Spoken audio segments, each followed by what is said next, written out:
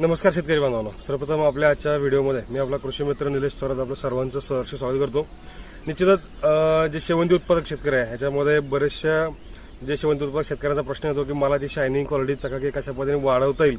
तर निश्चितच आज आपण मॅग्ना ऑरेंज या व्हरायटीबद्दल आज बोलणार आहोत, कारण बऱ्याचशा ठिकाणी बघू शकता की मॅग्ना ऑरेंजला या ठिकाणी कलर शायनिंगचा बराचसा फरक पडत असतो किंवा हीट जर वाढली, उष्णता वाढली तर रंग फिकट पडत असतो।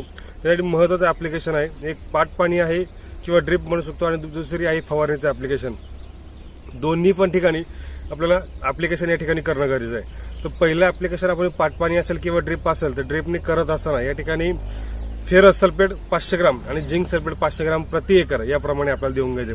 जे ड्रिप सिस्टीम असेल ते आपल्या ड्रिपच्या माध्यमातून आपल्याला या ठिकाणी हे ॲप्लिकेशन करायचे। त्याच्यानंतर फवारणीच्या माध्यमातून फवारणी करत असताना निश्चितच या ठिकाणी कॅल्शियम बोरॉन ही जी फवारणी आहे ही अतिशय महत्त्वाची आहे, ती आपल्याला कंटिन्युटी स्प्रेच्या माध्यमातून आपण या ठिकाणी करू शकतो।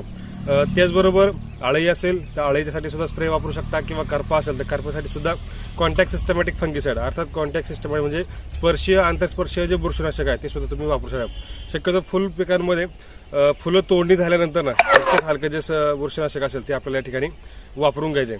तर आपल्याला त्या ठिकाणी आपल्याला ह्या पद्धतीमध्ये करून घ्यायचे। तर निश्चितच हे फवारणी असेल, हे ड्रिप शेड्यूल आहे, हे आपल्याला कंटिन्युटी करा, निश्चित त्याचा फायदा आपल्याला झाल्याशिवाय राहणार नाही। निश्चितच मला जी शायनिंग असेल, क्वालिटी चकाकी आपल्याला चांगल्या पद्धतीने आहे। आता या ठिकाणी सुद्धा तुम्ही बघू शकता की चांगल्या पद्धतीमध्ये आपल्याला कलर क्वालिटी चांगल्या पद्धतीने मिळाली। निश्चितच ही माझी तुम्हाला आवडली असेल अशी अपेक्षा करतो। आवडली असेल तर व्हिडिओला लाईक करा, शेअर करा आणि आपल्या शेतकरी बांधवांना पाठवा। धन्यवाद।